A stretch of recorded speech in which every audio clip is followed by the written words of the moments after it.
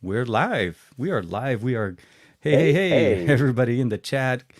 I was going to say good morning, but I say no, good evening. Hope you guys are doing well. We are back. Or actually, I'm back home. I'm back in the studio. Juan's been in the same spot for the Back in last, black. yeah, exactly. With Goku, actually, Super Saiyan 2. Why not? We'll do it Heck yeah. this way. It is Well, sorry, it is Thursday after. Sorry, Thursday evening. Okay. It is It's the best of Thursday our. afternoon somewhere in the world. It. It's I'm fine. hoping. Actually, in Hawaii, it's probably still Thursday afternoon, right? I can Yeah, qualify afternoon, that as that. evening. I'm still on Hawaii time. It is evening here on Thursday. This is December 9th. We I mean, are ever. I'm just gonna slam the brakes and make this show as awkward as possible. How funny is it you take like 1 week off your normal schedule and it feels like you need 3 weeks to recover and get It like was back only in the two flow? hours. It was only 2 hours of time difference. That was what threw me the entire thing off. I was there for literally 1 week, and I came back. Things are not. I'm not waking up on time. Things are not working. And then just before the show, I had literally every single technical problem I was having to get the audio right. I installed Windows 11 on the laptop, so I thought everything was going to be copacetic. But of course, certain things are just not working right. So, anyways, I had to restart and replug and unplug things, and of course, Now, I that's how mean, we do it. I had a bunch of technical difficulties too, but I don't have that excuse. This was just me being a goober. So between the two I of us, we have maybe one fully functional adult. Absolutely. And On a good day, on a good definitely. day, yes, On a when good we're day. operating When well. we're operating well, then yeah, between the two of us, we'll get one person out. Love it. That's Oh, it's so bad. it is. It's one of those days. It's been an It interesting really has week. been. Not a lot of technical things, not a lot of tech kind of going on, but we did have some things going on as far as Yeah. announcements and so on. Actually, specifically, I don't know if you saw this earlier. Oppo apparently is coming out with a foldable, and they're going to announce it next week. Yeah. A So that was folding nice. a folding clamshell. I mean, Yeah, but again, I think it's. Oh, go ahead. no, I was gonna say it actually, at least from the teaser that I saw, it looked like it was a little bit more. It was a little bit shorter and wider, like almost Hmm. like they listened to what you were talking about on the fold that needed to be more of a duo style than a standard fold the way Samsung's been doing it for the last 3 years. I think So it's smart to differentiate. yeah. So I feel like there will be a common pattern from a number of tech enthusiasts that, because we're going to be talking about OnePlus news, and I'm still very taken aback by, not that there are issues with OnePlus's Android 12 update.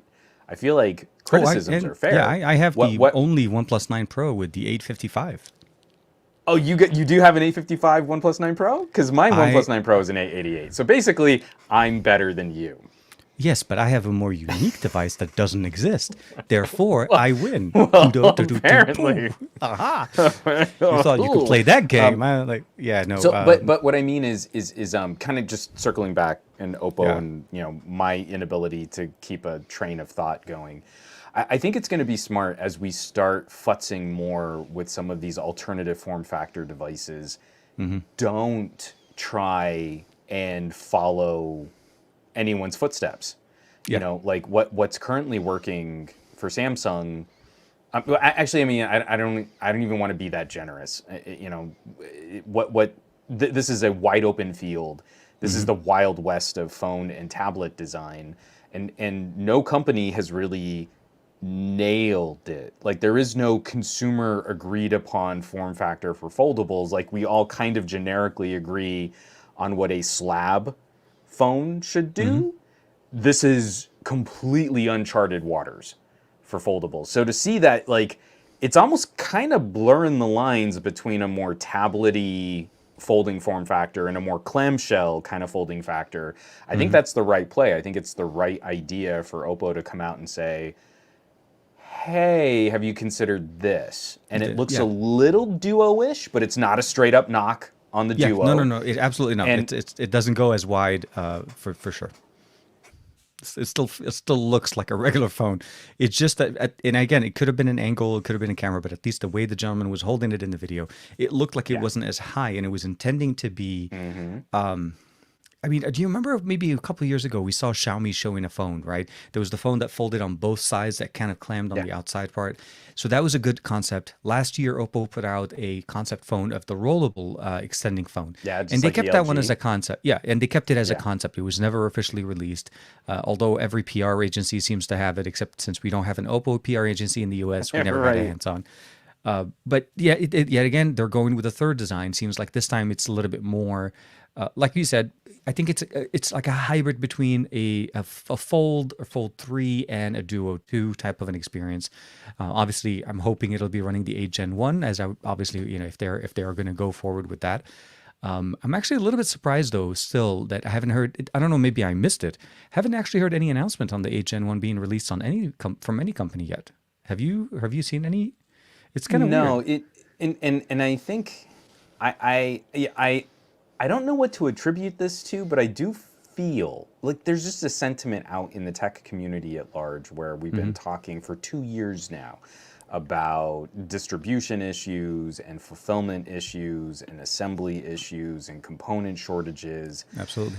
And I wonder if just a small part of the narrative is changing where I look at the success of labels like Poco, and man, if Pocos aren't doing great on mid-ranger and older premium tier hardware, like Oh yeah, 870, 870 in a is a Poco, baller, man. Yeah, yeah. it's so good. I mean, again, like going back to the Black Shark 4 was on an 870, and as a gaming phone, you would want the bestest, most powerfulest SoCs, and yet like the actual gaming experience came down more to hardware and speakers and shoulder triggers and a good screen and a headphone jack and a good battery, more than eking out 10% better GPU performance. Like the entire experience of gaming on that means more than just did I get 3 extra frames per second because the GPU is more powerful. And so I'm hopeful. I'm hopeful this is going to change up a little bit of the general conversation into something like we've been talking about more. Yeah.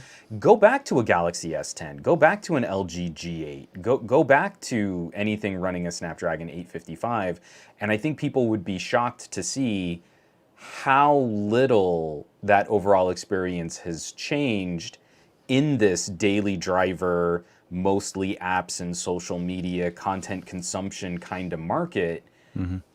Like I think there's a huge value there where maybe some Absolutely. of this isn't necessarily like Xiaomi has to get ahead and be the first one to announce 8 Gen 1 if Samsung's mostly going to go Exynos.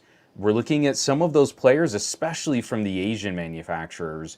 Maybe they are shopping MediaTek. Yeah. So, Or maybe in primary proprietary SoC. Remember, Oppo was in well, the. we There's a lot of know rumor. Oppo's working on one of those too. Yeah, Exactly. yeah, yeah. So you've got Tensor kind of mixing it up. You've got MediaTek kind of mixing it up. You've got Exynos. AMD is trying to work in there. Nvidia definitely has plays on the Absolutely. overall ARM market. And I feel like we're coming to the end of some of those contracts. If you've ever seen, did you watch TechAlter's breakdowns on Qualcomm's business models? And No, he no, does a no. I very didn't good get it. job of spelling out like some of the exclusivity contracts that Oh, Qualcomm absolutely. used to make manufacturers sign. And I think we're coming to sort of the expiration date on some of those. So it's a little less precious, I feel, for someone to be out there say, hey, we're ARM v9 with Cortex X2 and, 710 cores and 510 10 cores. And this cores is, and and I feel like this is hopefully going to open up the conversation a little bit. It is definitely going to be messy for some consumers because more custom SoCs, more players in the space. We can't count on the same kind of overall broad set it and forget it app compatibility. yeah. There will No, be some issues, just like we saw with Tensor, just like we see the disparities in performance between Exynos and Snapdragon. But I really hope this means that it's we look for something else as the fancy. yeah. It's not just this is the one easy, lazy metric we can point to, and that's what makes it nice. A manufacturer actually has to step up and make a case for their phone beyond just we've got the bestest SoC because it's the only SoC we're really allowed to use, and so we had to use it. You know, like it's you gotta talk to your customers and say something of value beyond that now. Yeah, no, and companies like Oppo and OnePlus have been using both Qualcomm and MediaTek for their processors. So we've seen them kind of dabble in both ecosystems. Although Right. up to this point, though, all of their flagships have been Qualcomm. The question will end up being obviously is how does Dimensity 9000 and the Dimensity 9000 just play into that? Because you're going to be able to bring down the price of your total device based on the licensing, and I'm pretty sure MediaTek is not going to be trying to compete on the price point. They're going to basically undercut on any possible way. It's just that those are the companies that I'm interested to see how they implement that. Which one do they go with? Vivo would be also a good example, like you saw with yours. Going with the Dimensity 1200. So on the X70 Pro, right, and then the Pro Plus was X70 Pro is and the Pro Plus. Dimensity, and Pro Plus is A88 Plus. Yeah. And it's very much like LG with the Velvets. The A88 Plus doesn't run away with performance victories over the Dimensity, and I think Vivo has worked to try and balance. So a Vivo feels like a Vivo feels like a Vivo. If you get the X70 Pro, it's not gonna feel like you got a lesser than phone. The X70 Pro is still a baller. It's still a monster performer. And what you step up to with the Pro Plus, with the A88 Plus, you're not really getting 10% better GPU performance. They've kind of reined that in so that the phone performs more consistently. Oh, you're not okay, winning okay. those wind sprint benchmarks Because on it's the it's quite a X70. big difference in performance. I mean, horsepower between the 888 Plus and the 1200. 1200 for me kind of ranged around the 855 to 865 range, more than like Yeah.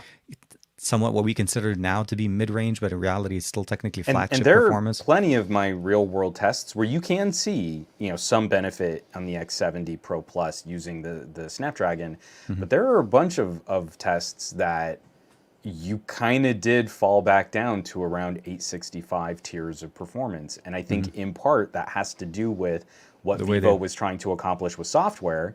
And that optimization goes a long way. So if you kind of set your limiter, or you set your software threshold for this style of performance and this style of computing, I really do. I think it's somewhere in between the Snapdragon 855 and the Snapdragon 865 that we landed the best consistency for performance. And I it's think that's easy to why. spike a little bit faster, and it's easy to spike a little bit more powerful, but that comes with significantly more battery draw and significantly higher temperatures, and then you end up crashing and falling below that Below what you're supposed to 855 provide, performance yeah. tier. Yeah. No, I know. It's weird. Like you claim the fame, and then you can't sustain the actual performance, or if the device Yeah. overheats, then you get throttled. No, for sure. Before we go too far, I definitely want to say hi to everybody hanging out with us tonight. Everybody's obviously. in the chat. Hey, everybody. We just We- sort of had our rambling intro as We turned per on autopilot usual. and kept going. Tech for your needs. Barry Johnson kicking it with us tonight. Greg, as always. Slow-mo Joe as well. David Burns, Barry Johnson. A couple of guys, best of our week, tweeting out, hey. Oh, I don't know who they are. And of course, Sam, as always, hanging out with us. Gabrieleta. I need to keep practicing that the name there. And then, of course, I think if I'm not mistaken, I think it was, of course, the man, the myth himself, Mr. Cumberbatch of our channel, Aditya Anil, hanging out with us on this beautiful December 9th, evening of the December 9th here in Southern California, Pacific Standard Time. I'm going to be very specific. So the biggest thing for me, at least, when I was kind of going through it, so I saw your video, you pushed out a video about Android 12 on your OnePlus 9 Pro. Right. And I mean, just for reference, I already had mine installed, but I never bothered to look at if mine said 855 or 865, sorry, or 888, sorry. And And your comment in the OnePlus video, robbed you of your premium SoC, didn't they? they That's what took we're me back building a couple of towards. years. Well, so here's the weird part about it. They took When I- your SoC, they See, ripped it out of the phone and In gave the you an update process, inferior yeah, chip. in the absolutely, they gave me. I'm not going to say hot How garbage from 2 years dare ago. they? Um, I but need no, to mean, go it be was- angry on Twitter right now. Right now, my phone got downgraded. No, I mean, so the thing about it is I ran Geekbench just to kind of see what the performance. Sure. Surprisingly, the Geekbench performed at an 855 level. I think there were either Well, way. hold I on. don't think. Hold on. That's actually not inappropriate. Now, did you go into your battery settings before you ran the Geekbench? No, I did not. I did not Because disable. now There is a performance OnePlus section. has ripped off Samsung's enhanced mode. So no, I mean, see, this is I'm what I laughing. love. I'm Okay, laughing, but okay. I've got to move. Advanced I'm on setting. the edge of my seat. Look, I'm sitting Oh no, I forward. don't. I'm I did sitting not up. have high performance on. Yeah, you're right. I went to Meerkat here. So this is what I love. We complained about OnePlus's autopilot moving social media apps to the low performance cores on Android 11. Yep. So you've got your 4 little cores, you've got your 3 big cores, and then you've got Performance your cores. X1 Yep. core. And I felt this was fair. This was an overly reactive and clumsy reaction to how thirsty the 888 is. But OnePlus's solution, without us being able to control it, was a bad solution. If we just had the ability, what I want is OnePlus to give me a toggle where I can go into my settings and say Twitter. I only want that to run from my little cores because I do not care about high performance Twitter. But Power Director, my video editing software, I want that on X1. Give me the hottest running core so I get the best possible performance. So in lieu of that, because they're never going to give me anything that techy. No. Not So now what they've done is they've, out of the box, the default solution is just like Samsung's enhanced mode. Out of the box, your OnePlus is throttled. Just like a Galaxy S21, your S21 is throttled down to around Snapdragon 855 levels. And if you need it, you then go into your battery settings, you hit the high performance mode, and your battery will tank, your phone will run hot, but you'll get the full power of the phone. Even then, they also pulled a move that Xiaomi pulled. So from your benchmarks on Android 11, and just like the very first gen of MIUI on the Mi 11, you're losing about 10% of your single core performance. Yeah. So they have pulled down the 888 a little bit under high performance mode, but then by default you're running in a more battery friendly mode. Battery friendly more. And that battery friendly mode takes you experience. down almost 2 generations to like the 855.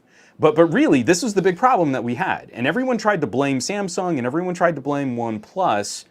But the top tier of performance that you can test for in Geekbench, you don't really get as a consumer because any sustained task, it's going to run too hot and it's going to throttle anyway. So I love that Geekbench was so concerned about OnePlus kind of rigging their performance scheduling, but that was true of everyone. These SoCs benchmark really well. They don't perform real world really well. And so losing about 10%, losing that 10% means that we get a more consistent performer because it's not going to spike as hot as it can possibly go, as fast as it can go. So it's a bummer, but I'm not trying to pick on you. I feel like reasonable reaction. I'm with you. I didn't bother looking because I did not think OnePlus would go that route.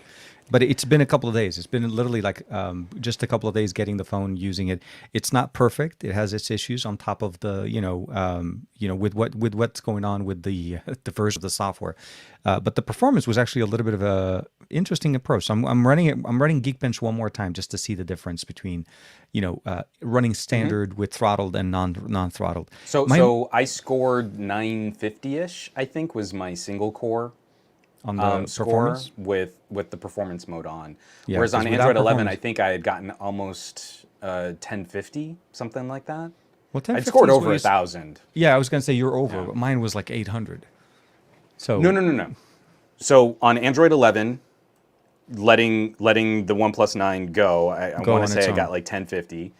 Installing Android 12, throttled out of the box, I got like 800. I mean, it was low 800. It was low 800. And then with performance mode activated, I climbed back up to like the mid 900s, but it didn't hit as high as the Android 11 score. So there is some. Well, now it scores into what I was thinking it was going to score, if I can get it to focus. 1122. You got an 11? Okay, now I need to like, See, I told you, I need to check my 855 beats OnePlus your 9 again. 888 hands down, buddy. I don't know what kind of stuff Hold are you on. smoking. So, which is the Let weird me. part about it. My best on I'm Android gonna liquid 11, cool my OnePlus 9 here, liquid and then cool. I'm gonna Hold on, show where's you. my compressed air? No, no. So my best on Android 11 was 1103, and now I got What was? 1122. Now I gotta look it up.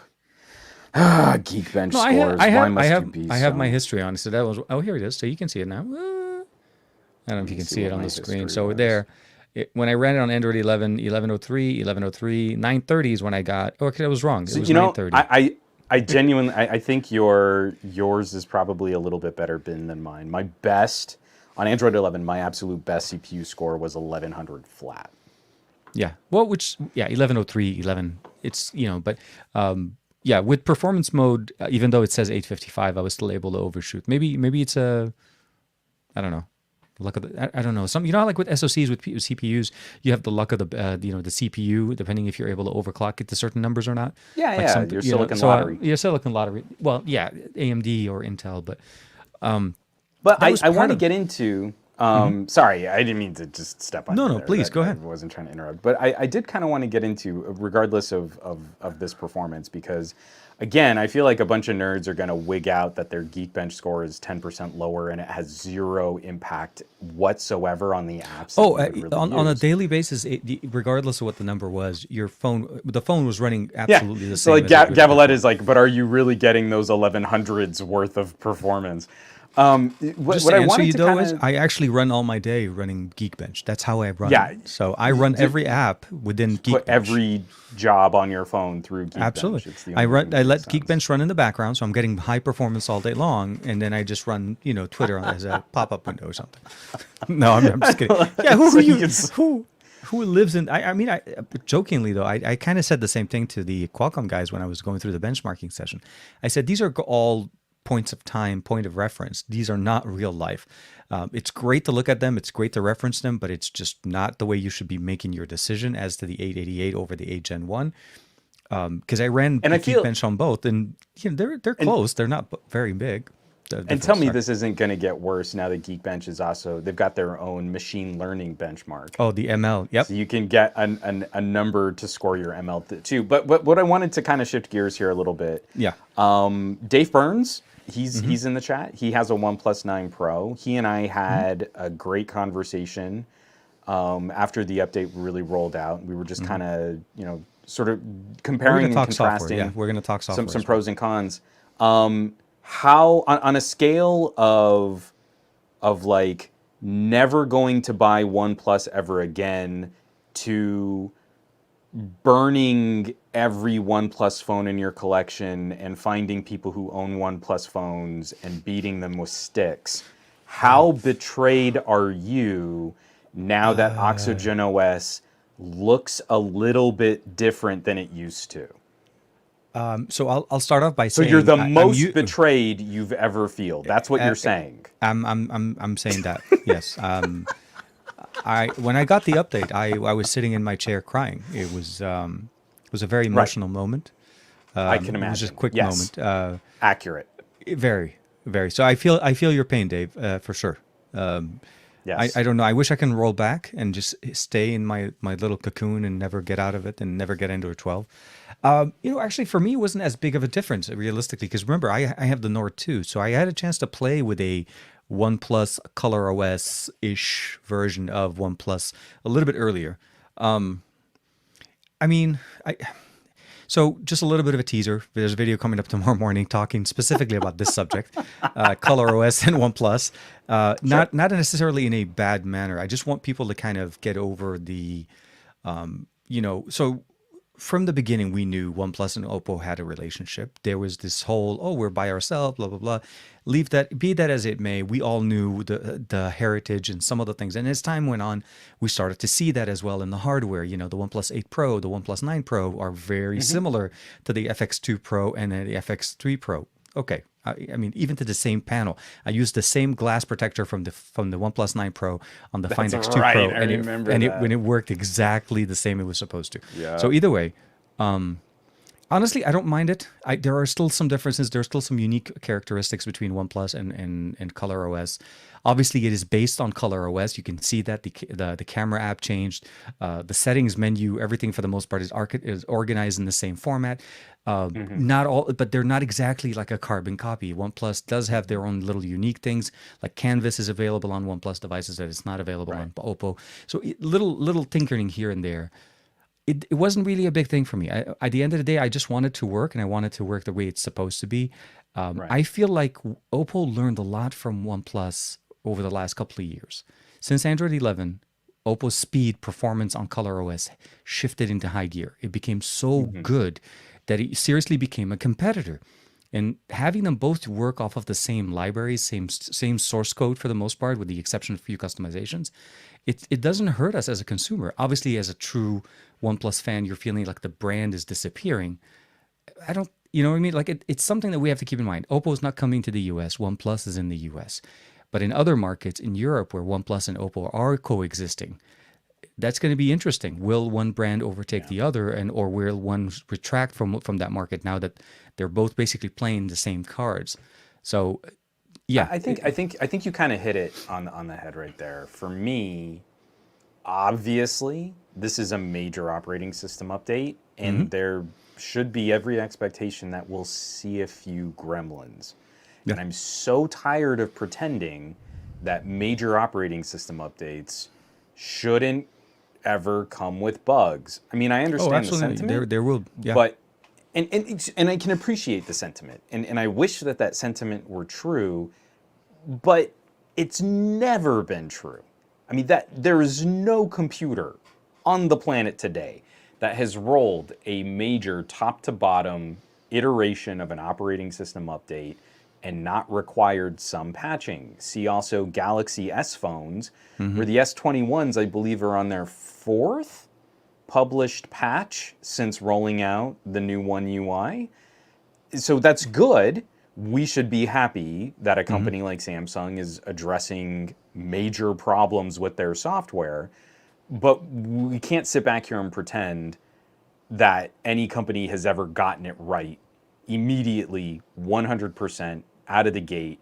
There's no hmm way to anticipate real world and user behavior and all the different apps and services that are going to be causing problems on this Oh, update. absolutely. So acknowledging that there are always going to be some teething pains, and that OnePlus generally has done a pretty good job of rolling out bug fixes and updates and patches in the They're past. they're pretty consistent. Yeah. I have to say, this update has fixed more things on my phone than it's broken. And if that's the threshold for a gooder software update, then I feel like we're in pretty good territory. And there's like a major one in that camera performance is now ridiculously fast. I mean, it is startlingly fast now how aggressive the shutter locks and how much faster the phone is at post processing in the background. hmm And so on the Patreon right now, it's just in preview. It'll go out probably tomorrow afternoon publicly. But I'm talking about some of my camera plus pros and cons on the Pixel 6 Pro. Yeah. And No, it's really I easy to saw the post. demonstrate. Yeah. It's really easy to demonstrate on the Pixel 6. You take 3 photos back to back to back. Like, hey, you're just trying to burst a couple photos. And then you try to open your gallery and you can see how much work is being processed in the background. And then I pick up a OnePlus 9 and I make sure that it's shooting in a similar kind of auto HDR capacity, pop 3 photos, open my gallery, and those They're photos done. are done. Yeah. And that to me is a shocking performance upgrade if we're talking about better average consumer camera Yeah, performance. I want to say in that aspect, I totally agree with you. Although I feel like OnePlus, not OnePlus, Google's biggest prowess, yeah, or claim to fame is their post processing, and I think it does That take a little bit computational that photography, yeah. computational, which does. Unfortunately, it does take a few extra seconds, even on Sure. on Tensor, even on earlier generations. But I do appreciate that. So for me, the upgrade to Android 12 has been on 2 of my device, two. The third I haven't really tested out. So obviously with the Tensor Pixel, this is how it came out. There's no problem. Everything works perfectly the way it's intended. With Android 12, I'm not referencing the video that you're referring to. So if you haven't had a chance to check out, you're listening to the podcast. The video is basically talking about Pixel 6 Pro cameras and so on, and it's going to be on Juan Carlos's channel. But the camera performance for me on the S21 Ultra has been sporadic. I'm having problems like stuttering when I'm recording 4K 60 in the camera app, which should not happen. OnePlus, conversely, no problem. 4K 60, smooth, butter, I transition. I've been putting out reels with the advent calendar for my Christmas, the Dragon Ball advent calendar that I picked up last year. Surprise! So I picked it up last year on clearance after, because I didn't even know there was one for Dragon Ball. So I picked it out last year and I waited a whole 12 months just to be able to share my content from it. Doing it right. And tonight was Vegeta, so that was an homage to your team. Hey. So we had Vegeta in rage mode, and then of course Vegeta when he first landed on planet Earth when he came looking for Kakarot. So that was like at the beginning, right, with the tail wrapped around his midsection. So nice. It's Funko Pop. They're like little tiny things, but they're tons of fun. But the camera worked out great. Output from the phone comes out very, very nice. And again, I didn't even know the performance mode was off. So that goes to show that I was running on standard mode. I left mine on standard mode after running the Geekbench. Again, there really is there's no need. There really is no need. Nothing. I'll turn it on when I need to render video. Absolutely, I was going to say. Back off again. I wasn't really rendering like long videos. My videos are like 30 seconds long, 37 or 36. So I was using CapCut just to edit vertical videos for Reels. Yeah, that's good. And it's a good tool, easy to use, works really nice on both ecosystems. But yeah, I'm like, Android 12 is a major update. We had the same problem going into Android 11 with some of the other devices. Now, mind you, I remember last time we had this conversation, I said I didn't have any problems. While at the same time you were saying, well, I had these little issues I had to reset and reinstall and all. I'm probably going to have to reset. Maybe, I don't know if I want to do the OnePlus 9 Pro because I'm not really having... The most of the problems I'm having are UI elements. It's not an app where I'm trying to go into recents and it just doesn't go right. Like it shows like the recents is funky. That little Which thing I had that exact same issue on LG going from 10 to 11. And you have to kind of give it a fresh reset. So I'm thinking, like I said, for most part, I'm just going to make sure to back up my data, reset it, and start fresh, and I can install my apps on it because it is a major update. On my S21 Ultra, I'm a little bit disappointed. I'm like, it seems like it's a stutter in the performance, not necessarily.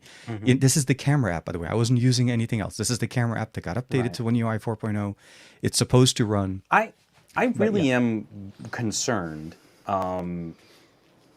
So I would say since the Note 9. Samsung's ebb and flow on camera performance has been concerningly inconsistent. And I feel the S20s, the Note 20 and the S20s, were more consistent performers, were better overall performers than the 21s have been. Oh yeah, and 865 at this point didn't have. Well, but at this point, I'm concerned to the point where I don't believe it's just SoC. Samsung is doing a whole bunch of things in their camera app that I think they think look clever, but I think saps performance from really using the camera. Like I really don't feel in a camera that's where you want to have a bunch of really clever, fun animations for scrolling text in your menus. Absolutely, yeah. It's the last thing you want because you want to just get to the thing you want to do and do it. Yeah. Exactly, and I feel it's those types of things that kind of hamper performance. Like, I can't tell you how much of a shock it was going from the LG V60, which only has a 60 hertz display. Who could use that garbage in the year 2020? You need 120 hertz.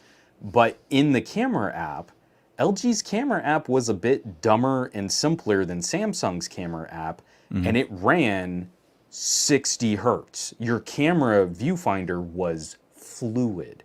And then I pick up an S21, and that camera app, it feels like it's crashing to 30.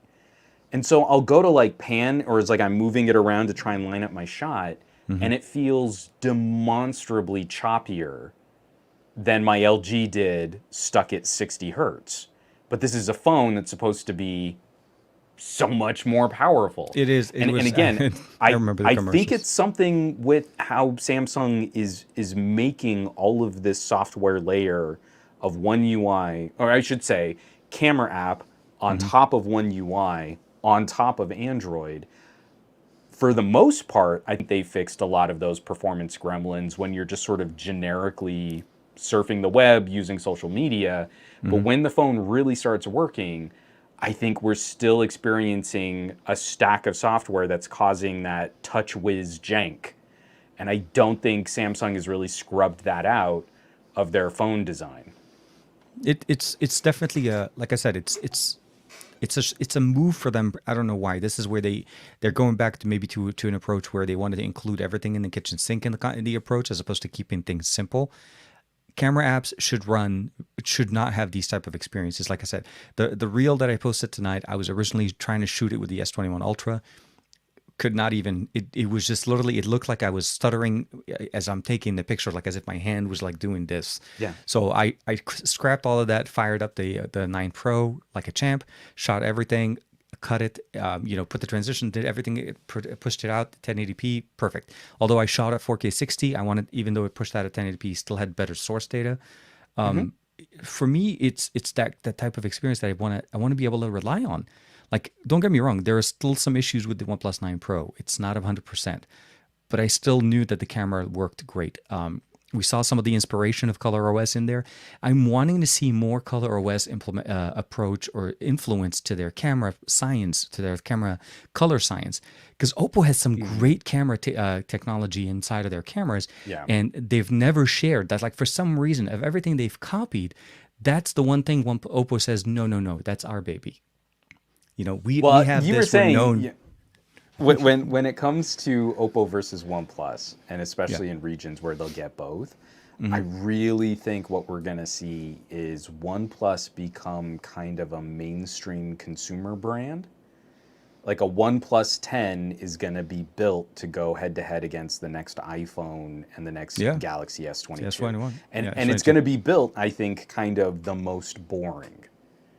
And the Oppo label, especially when you talk about a Find, if we get Find X4 next year, that the Oppo is going to be a little bit more daring, progressive, and experimental. I was going to say experimental is their bread and butter. Every year, like the Find X2 to the 3 to the original Find. Yeah, like we had that. So I don't think there's ever going to be that situation where you're like, well, I want to, like, no, you're getting a different experience. Their own flavor.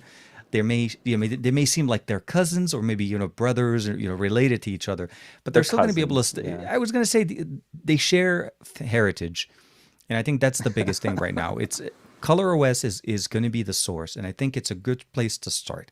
Had this been ColorOS 6 or 7, I would have been like, no way, this is pretty much the worst decision ever. But 11 and 12 have been doing very well. I've been running ColorOS 12 on my Find X3 Pro. Runs very, very nice.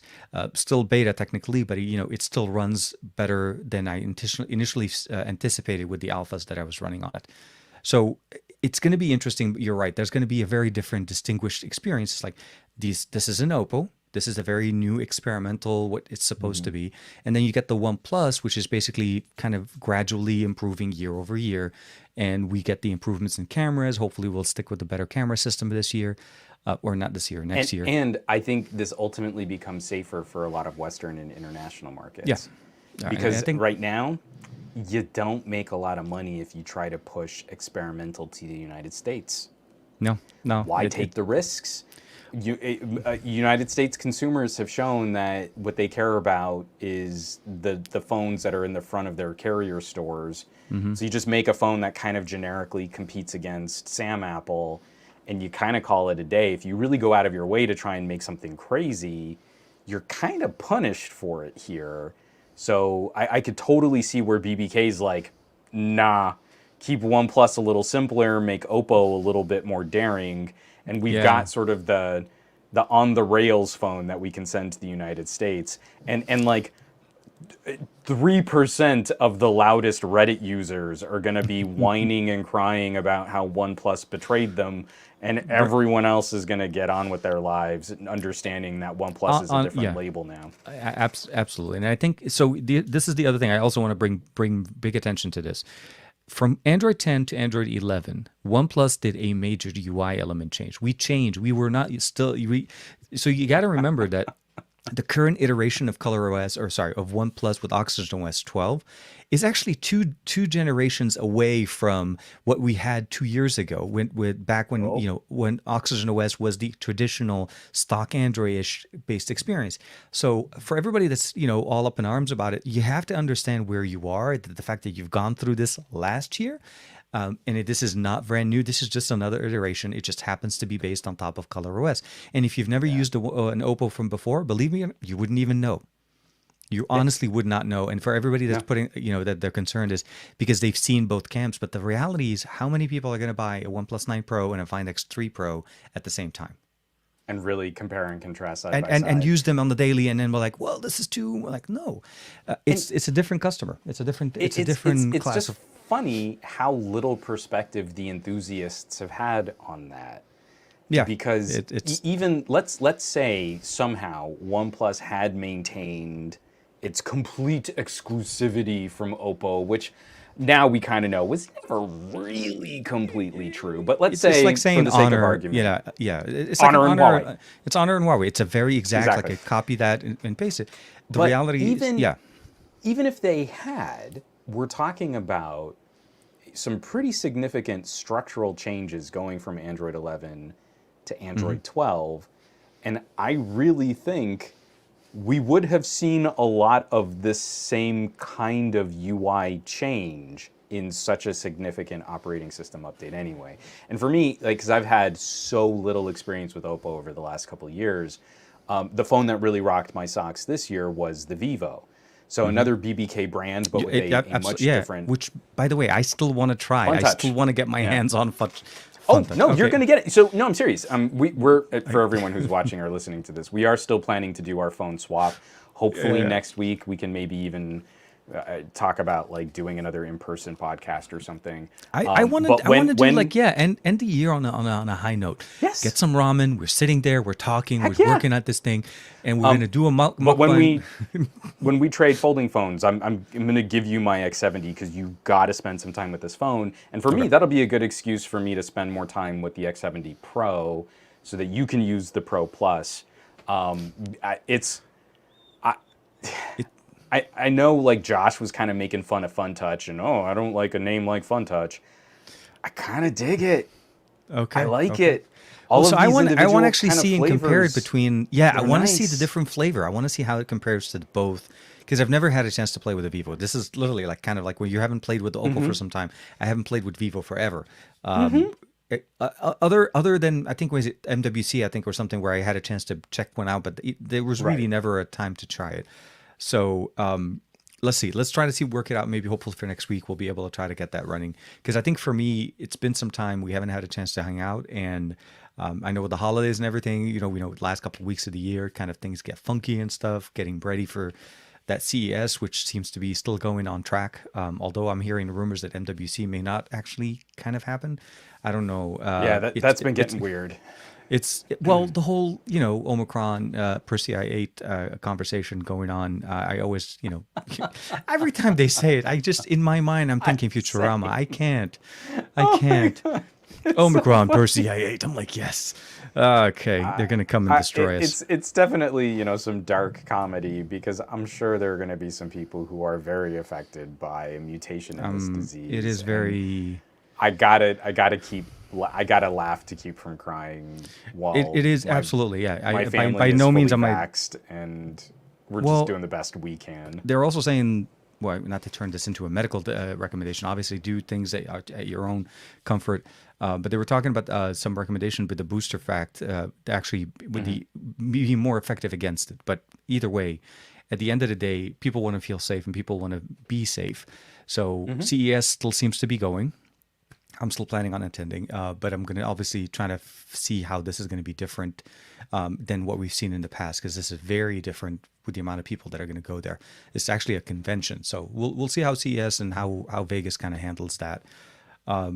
But like I said, we need to do something. We should be able to sit down and, we haven't been to the Gadget Lab it's been a couple of months. It's been a few months. Yeah. And really, it should be, yeah, we'll do something. We'll definitely try to do the folding phone swap. And I'd love to be able to spend some time, especially if you're done with the Duo, because that's been some time. And then you need to let me which one you want to play with. Do you want to play with the Fold 2, 3, now that it has Android 12, because it also has One UI, just got updated 2 minutes ago. I was like, seriously, it's like weird. Like Android, I mean, I'm happy, by the way. We're getting Android 12 relatively close to when it was officially released from Google. It's not that late. That's pretty good. And for Samsung too, because for OnePlus, this is typically what they do, right? The initial releases with their alphas when the betas come out, and then they release theirs about a month or so later. So this is typical to OnePlus. Oppo, somewhat in the same boat last year and the year before. They also pushed out Android, I think 11 and 12 in beta form around the announcement of Android 12. So I'm happy to see that we're starting to see more, but it's still a very small number of devices. We have to keep in mind, everybody's trying to still catch up to 11, and we're like, geeking out on 12 and talking stuff. I did want to say one thing. Gabriela did put a comment earlier saying that somehow, I don't know if you saw that one earlier. Man, what is that company that puts out the, DxOMark gave the Z Fold 3 a higher number than the S21 Ultra. That's what he said. And I was like, is that real? Are they That's that silly broken? if it is. It would be like, oops, we did that. Yeah. But yeah. So that was the part. So either way, if you're a fan of OnePlus and you love OnePlus devices and you love what OnePlus does, According to Twitter, according to don't Twitter, exist. you don't. Well, If you're a according to fan Twitter, of OnePlus, the company you're is an dead. imaginary number. Yeah. No. OnePlus is dead to me. I'm like, seriously, it's dead to you. So obviously you've never used an Oppo device, because if you know what the benefits are, then you would appreciate it. As soon as we heard that LG was getting out of the smartphone game, I mean, like we've been making this joke a lot, and I think every company in North America, every company that's not Samsung or Apple is kind of already one of the whipping boy companies. But there's only OnePlus is one of the only companies that still has enough search engine interest, enough SEO viability. It's like they were grown in a lab to be the loser brand for every subsequent showdown. So that Xiaomi is going to be sort of the sweetheart. They're super popular, especially overseas. We'll begrudgingly let them be a part of the top 3. Samsung and Apple obviously dominate for search engine interest, and you're going to get paid the best on YouTube. If you say nice things about them, there's no room. We can't have more than 3 brands.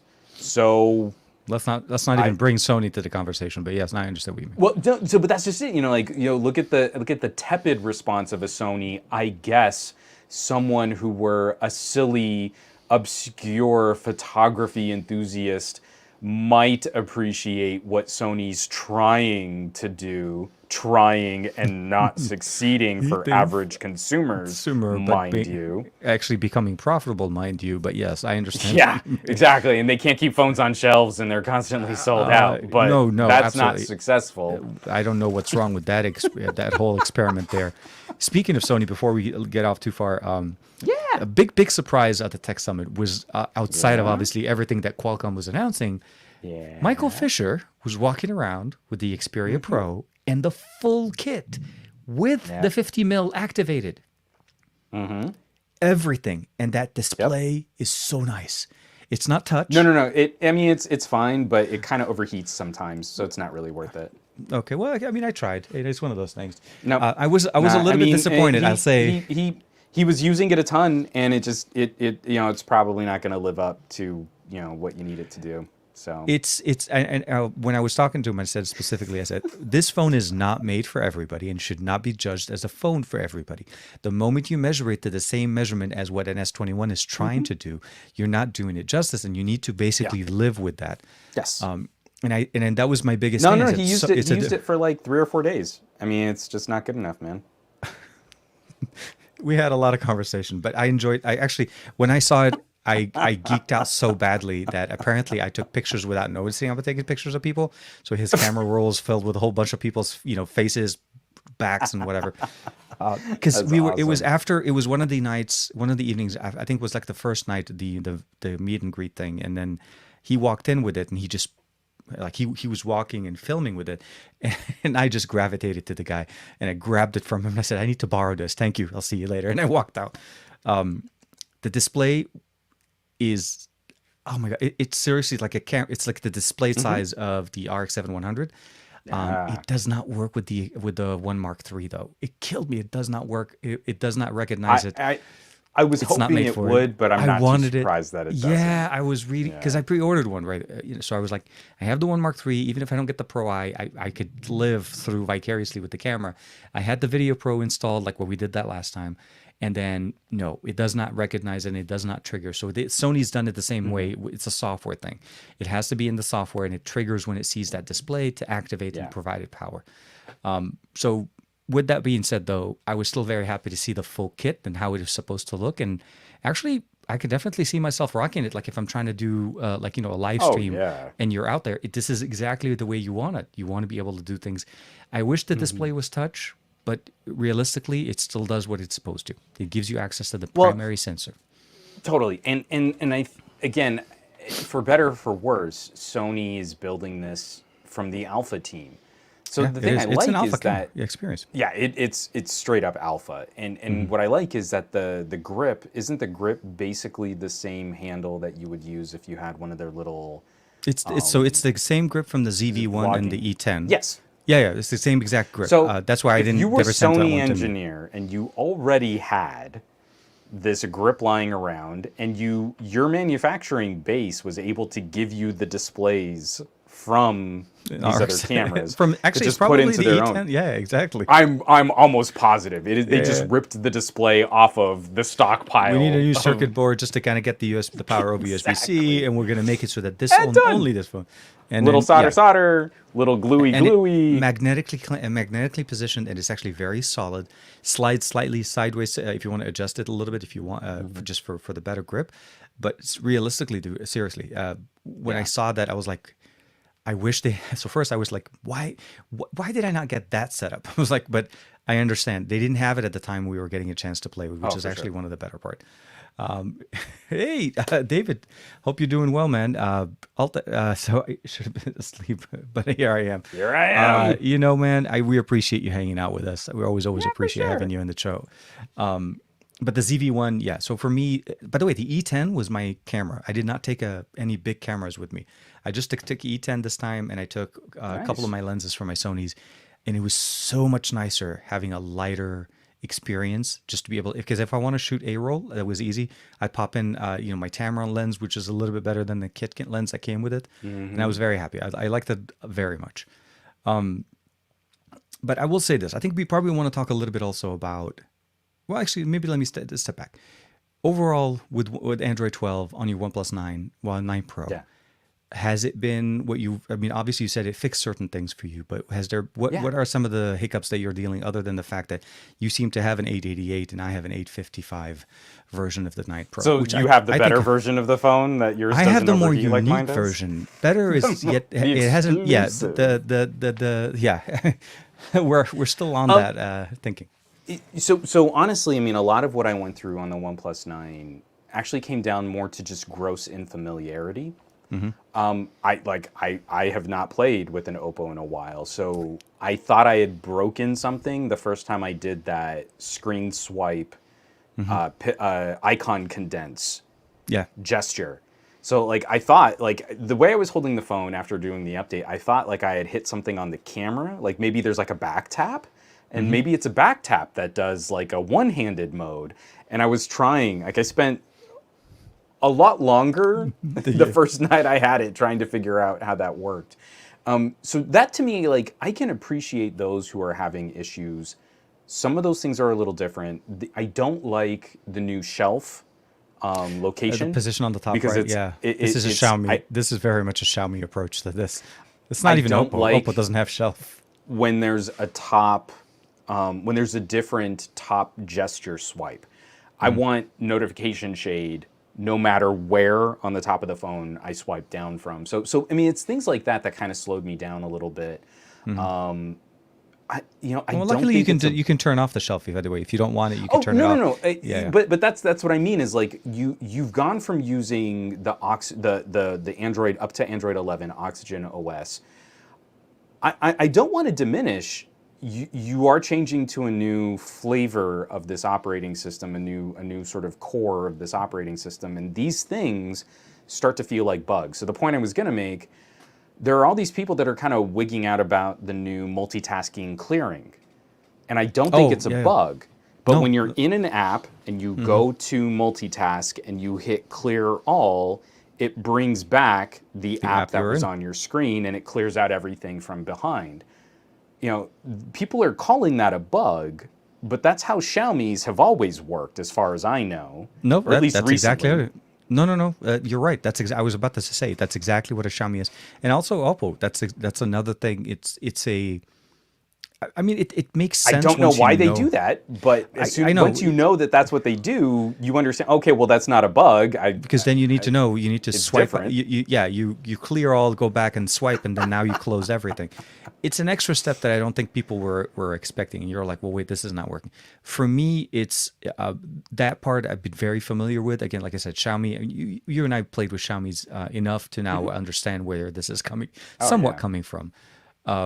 But on the Oppo side, this is something because Oppo has also extra gestures when you go multitask. They have a mini window that if you slide up to the top, they have something called multi-window, and it creates a little pop-up window that sits. This is separate from Android video pop-up window. We're talking about Yeah. actual apps, so you can run them in mini mode or it's like in medium-sized mode or small mode, and that's their Right. multitasking function.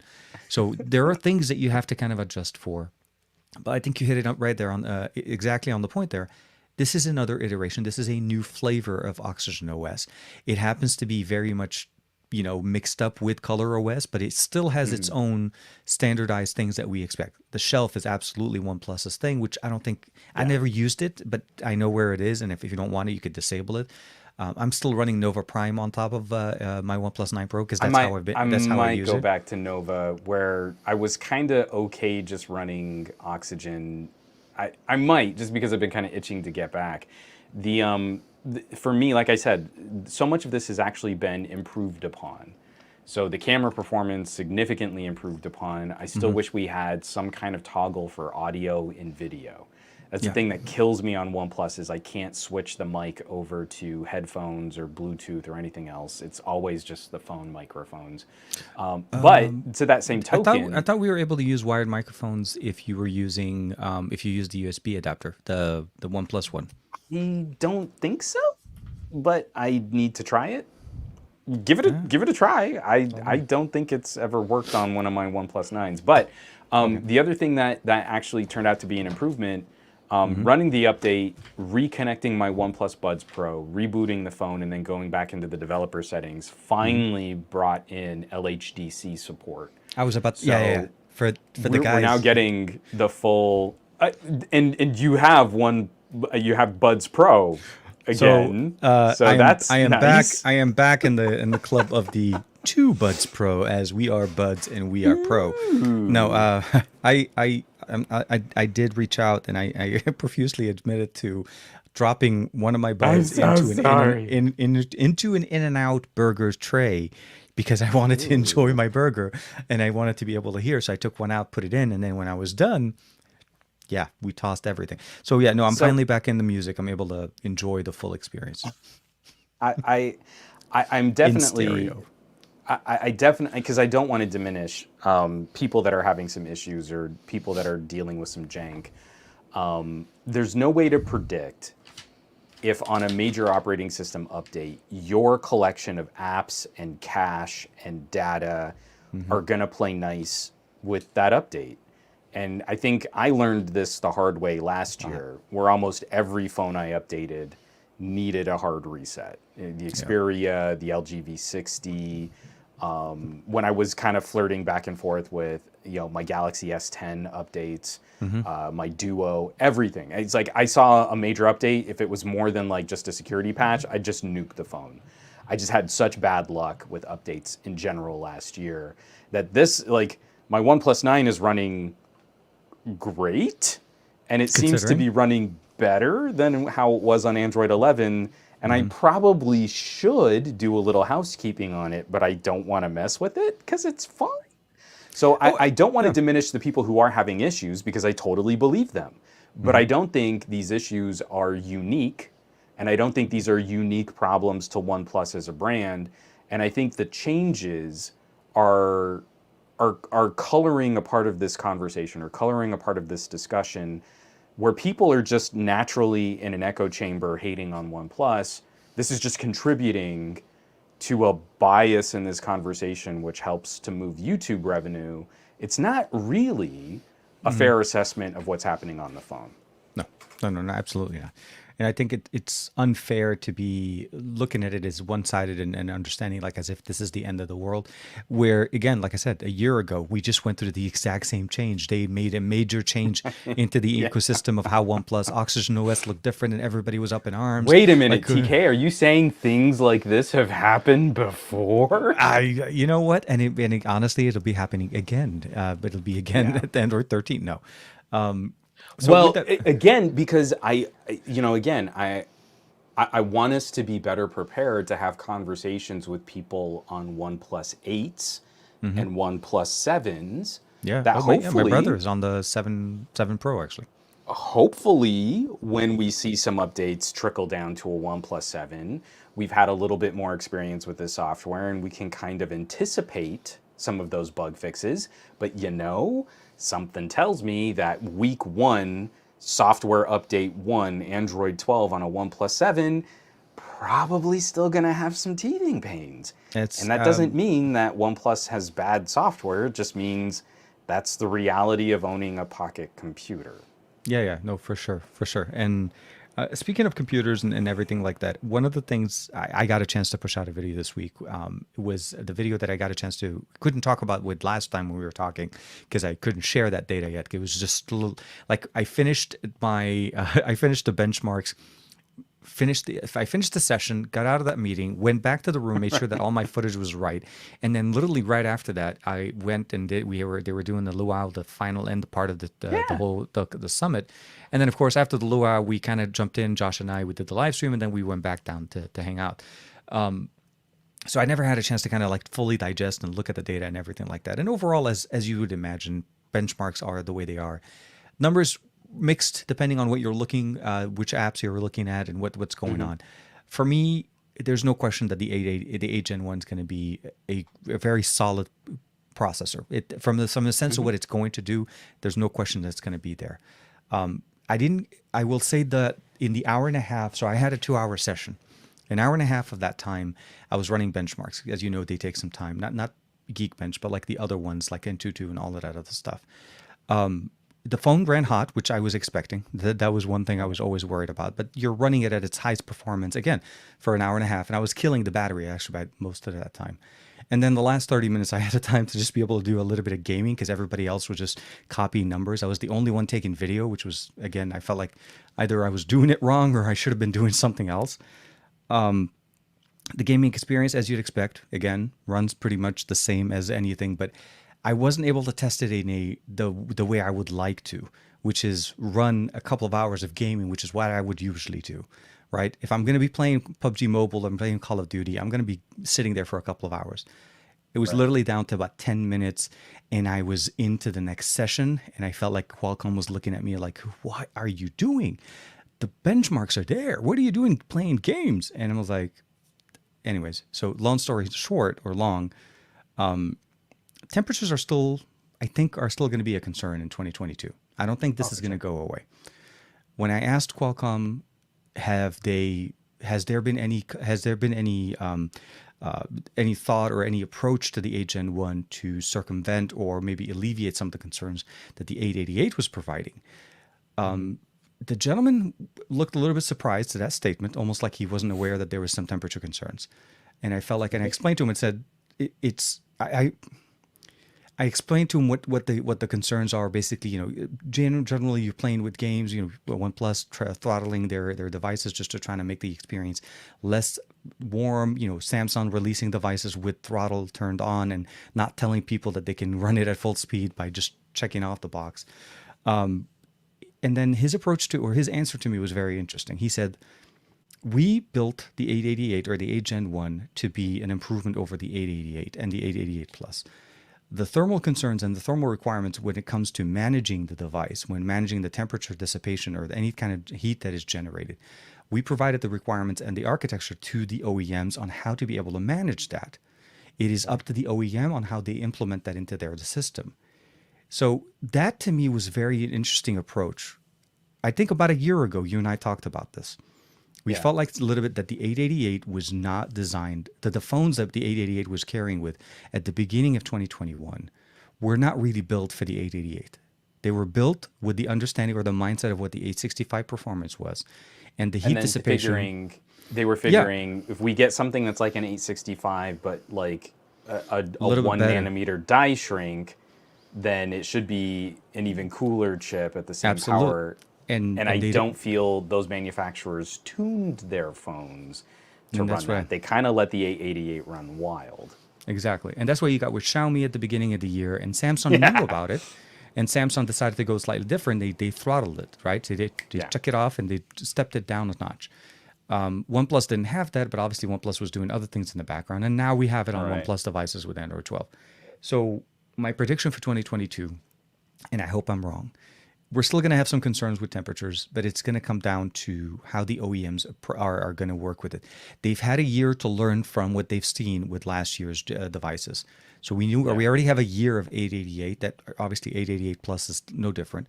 So I'm hoping that we'll be able to see some improvements in the in the management of heat, better heat dissipation, better management of making sure the system can run more consistently and more of it's a better consistent performance as opposed to this whole let it run wild kind of like blah, blah, blah, kind of thing. Spike and crash.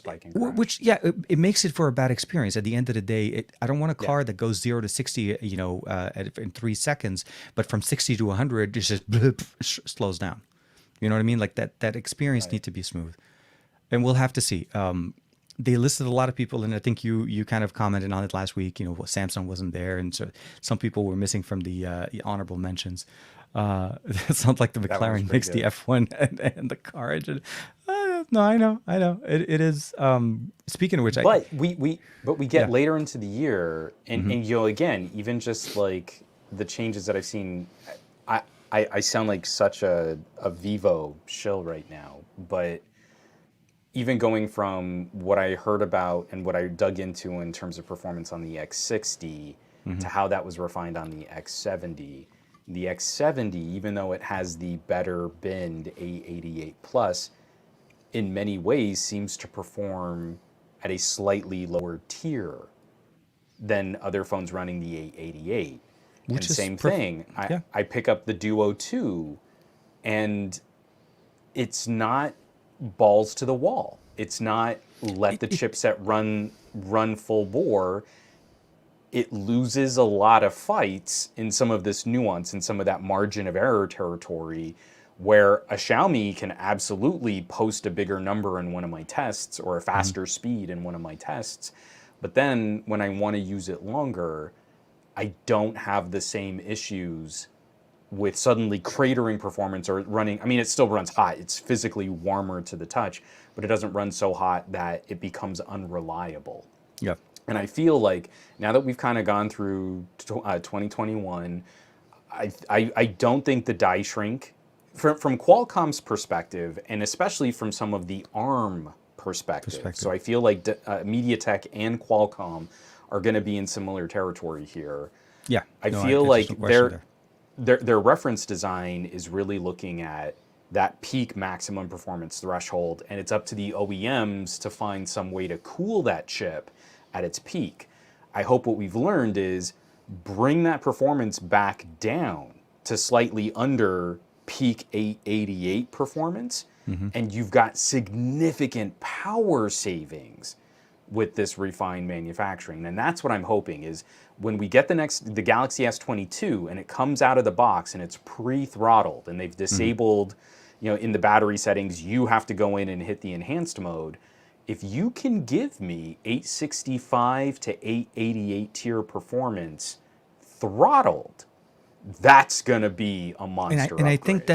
think that's how it's going to end up being realistically when they're throttling it. When out of the box, when it's not running at full bore, that's going to be the experience. But I think it's not a bad experience to be in, because we are way over the requirements. I mean, we really are. Heck yeah. Like the amount of Such silly overkill. It's so overkill, and we keep making better hardware. This is the weird. It's like saying, I gotta be able to make it in less than 2.5, less than 1 second, less than half a second.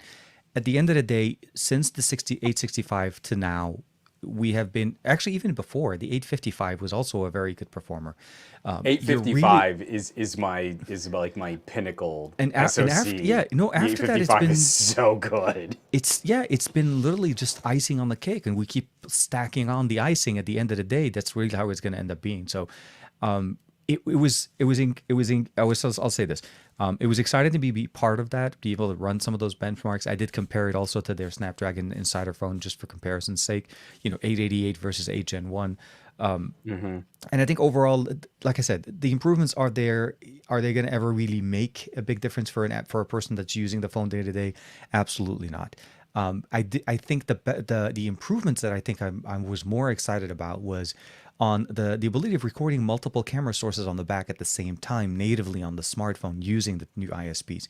So that was a much better improvement. Moving from 14 to 18-bit, that was a big improvement. That's cool. What Yeah, I saw definitely. there, And creative. I think that starts to make more sense as we're closing in on larger and larger camera sensors. Absolutely. When we've got camera sensors that are now roughly the size of 16 millimeter film in our phones, going up to 18-bit image capture kind of makes sense. I don't know if you've seen it. There are all these like super indie niche like hardware projects going on. I can't remember the name of the company now. I'm gonna have to look it up. But there's this developer who has been tinkering with older phones to try and do raw image sensor video capture. Wow. Okay. So just the raw signal feed and yeah. the raw data capture off of the phone. And they've sensor. even gone back to phones like LG V30s to enable this, which is really heavy lifting for a Snapdragon 835, and it can do it. So once we start getting this higher bit rate capture, once we start playing with improved signal processing, it's not necessarily like I care about 8K at 60 frames per second. It's more, there is actually a legit conversation to be had when your phone is rapidly approaching indie filmmaker style hardware. The lenses definitely need some work, the accessories definitely need some work, the optics, everything. But in your pocket right now, if you're using a Galaxy Ultra, a Vivo, a Pixel 6, a Sony, these are phones that genuinely have sensors that are competing against like old school Bolex cameras. And we've used 16 millimeter in feature films. Like Black Swan was shot 16 millimeter. The Wrestler was shot 16 millimeter. I mean, that's some legit hardware. That is a true pro reason to try and push your phone harder. So even if we don't necessarily blow people's minds with Geekbench scores, improving the ISP, improving the signal processing, improving the image capture, those are things that have tangible benefits on pushing the limits of content creation. And especially from what we've seen with Tensor, the co-processor in the Vivo is just incredible at boosting low light images. I've never seen anything like it. It is shocking performance. A night mode capture that takes 2 seconds can walk away and outpace a Pixel 6 with a 6 to 8 second exposure. I mean, like, that's insane, and it's all because they've adopted additional co-processing that's not on that SoC to kind of drive that experience. We're seeing Qualcomm deliver something closer to that natively for all manufacturers is going to raise the cache. It's going to raise the level and of that was photography and video that was the part. performance. Yeah, that was the part that excited me the most. It wasn't necessarily the how fast now. I was really more into how much better can the experience be, and I'm saying so. I'm hearing a little bit of beeping in the other room, but yeah, no, it's more about how the experience is going to be. What options do we have? What better equipment can we start? It's better lenses and so on. Now, obviously, the test that we were running wasn't running like a high megapixel camera because they gave us a few ranges. So essentially, as if you wanted to run 3 at 36 megapixels, you can run them at the same time. You can run a 64 and a 36, so 2 at the same time, or a 108 as far as the highest megapixels. I guess supported lens. I don't know if it's really when you're bidding at that point. It depends on what your what your experience is going to be. Yeah. But those are some of the things. Some of the audio performance that they were talking about. Also, noise cancellation, echo cancellation, and then of course lossless audio with 4416 CD quality lossless audio. I think that was a good experience. So like they're really focusing on bringing in a lot of good experiences around the SoC, where we didn't have a lot of focus on audio last year. Give me all the flexibility in creating all the tools. Yeah, no, and I think that's what it And is. Scoop's legit. I mean, he does stuff with real cameras that just blows me away. So seeing him like talk up Jumping some of this in with phone that stuff. Yeah, no, I mean, for he sure. did a whole series shooting just wide angle on his Pixel 5a, and like the whole tease is like, yeah, I've been shooting wide angle, I've been doing this, I'm walking around Vegas, I'm catching these indie vans, and oh, by the way, this was all shot on a Pixel 5a piece, and it's hilarious because he's good.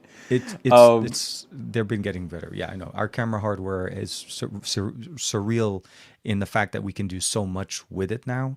Like legit, a Sony smartphone is literally a camera. It's an alpha camera in a phone. Like the phone just happens to be there because we want it mobile.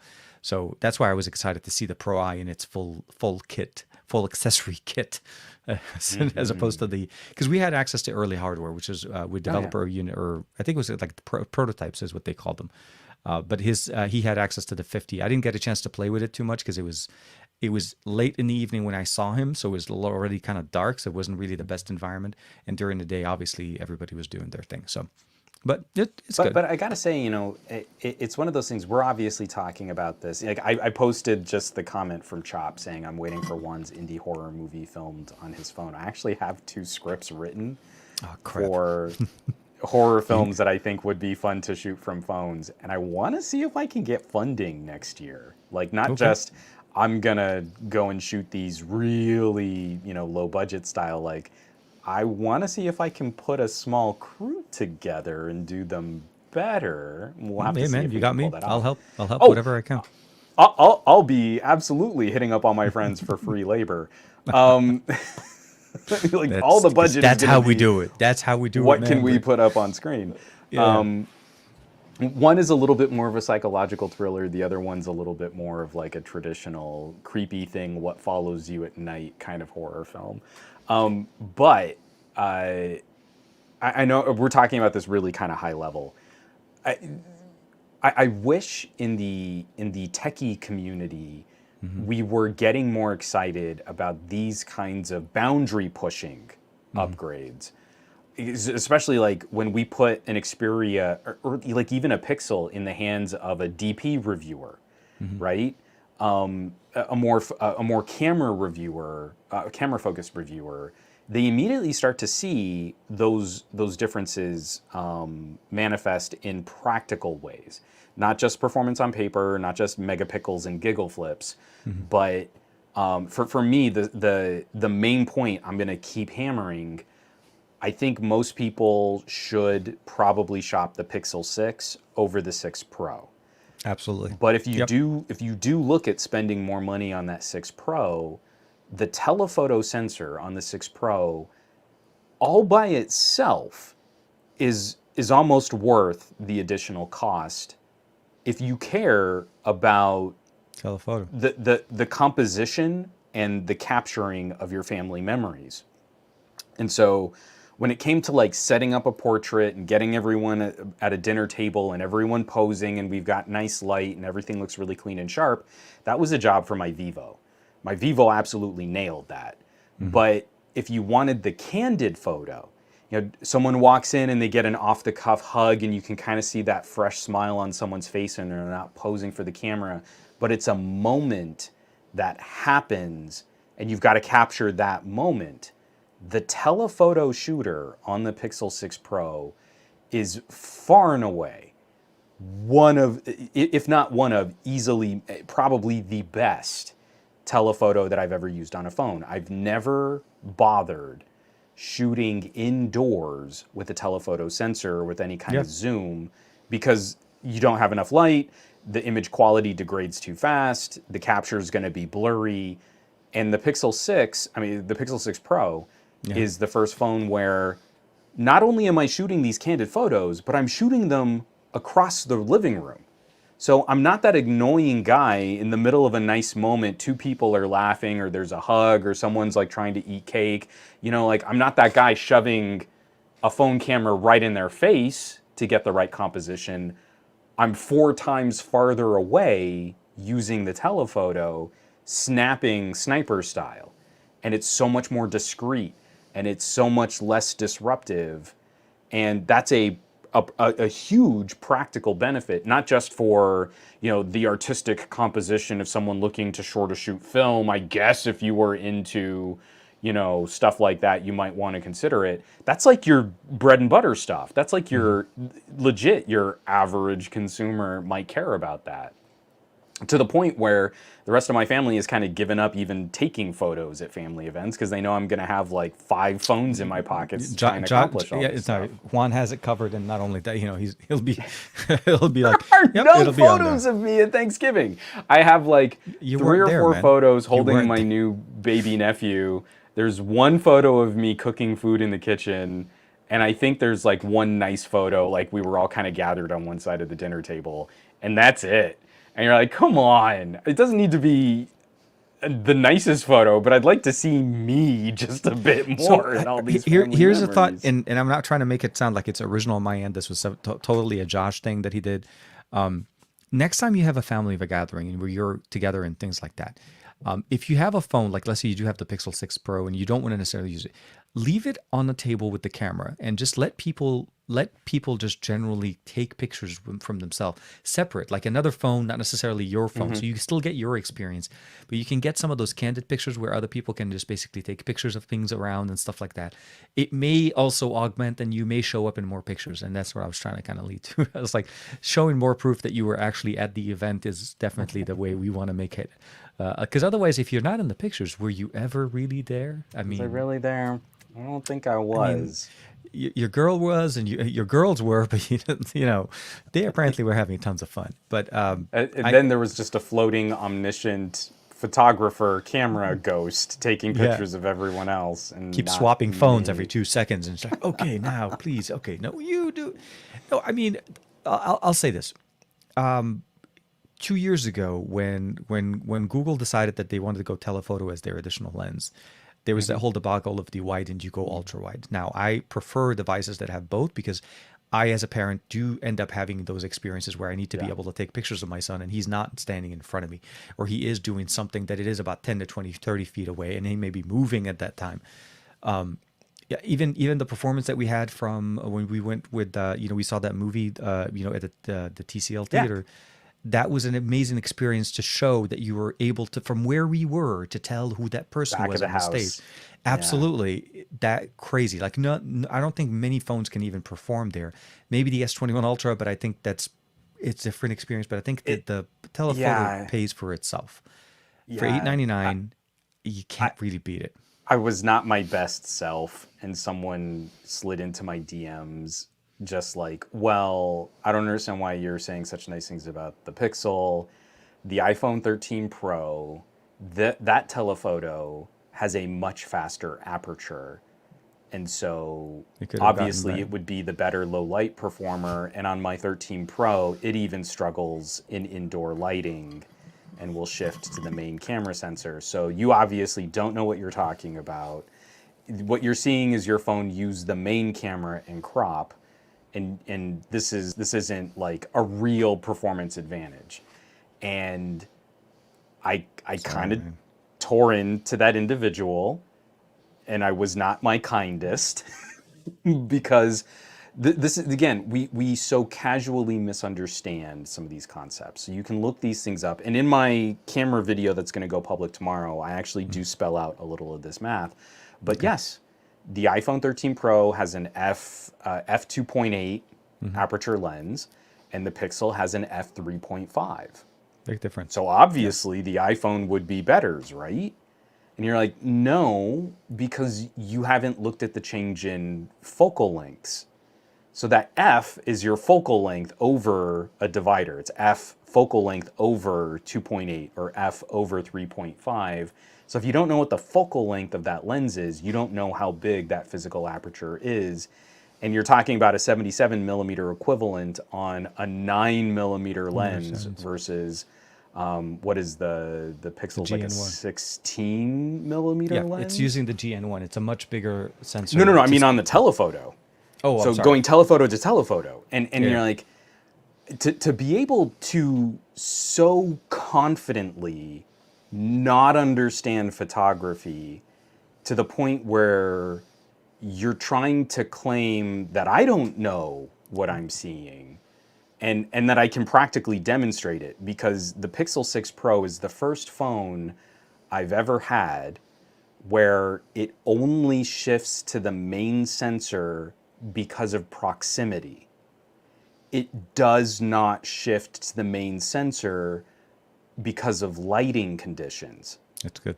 No other phone has behaved that way. If it gets dark, it shifts you to the main sensor so that you can have a larger sensor to get more light. Yep. The Pixel 6 Pro does not. And that is such a huge upgrade for a phone shooter. And here's someone in my DMs acting like I've made this ridiculous mistake and how could I even call myself a reviewer with any self-respect? And like, I was not kind.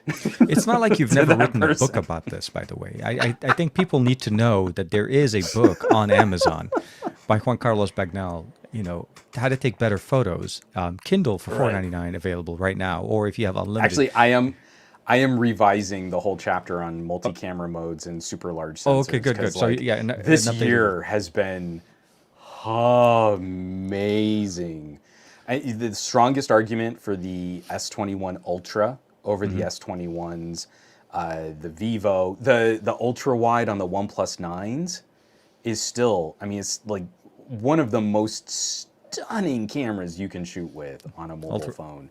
Yeah. And we're just so flush with incredible options to close out the year with Pixel 6 Pro, Vivo X70 Pro Plus, starting the year with the Mi 11 Ultra, getting to the Xperia Pro I.